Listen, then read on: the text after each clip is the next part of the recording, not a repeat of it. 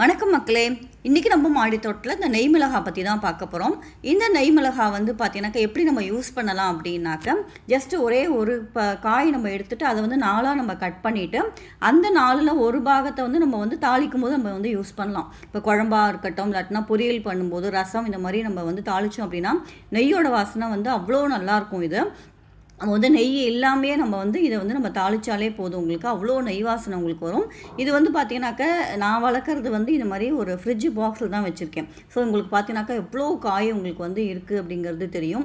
நல்ல வாசனை வந்து தரக்கூடியது. நெய்யே இல்லாமல் நம்ம மாடி தோட்டத்தில் இந்த நெய் மிளகாயை மட்டுமே வளர்த்து நம்ம வந்து சமையலுக்கு வந்து பயன்படுத்தலாம். இது வந்து கொஞ்சம் வந்து வளர்க்குறது வந்து ரொம்ப கஷ்டம். விதை போட்டு நம்ம வளர்க்கணும் அப்படின்னா அது கொஞ்சம் வந்து நிறைய விதைகள் போட்டு ஒரு 10 விதைகள் போட்டோம்னா அதில் ஒன்று தான் உங்களுக்கு வந்து முளைக்கும். ஸோ அந்த மாதிரி முளைச்சி வந்தது தான் இந்த நெய் மிளகாய். டேஸ்ட்டு வந்து பார்த்தீங்கன்னாக்கா அவ்வளோ நல்லாயிருக்கும். நீங்களும் ட்ரை பண்ணி பாருங்கள்.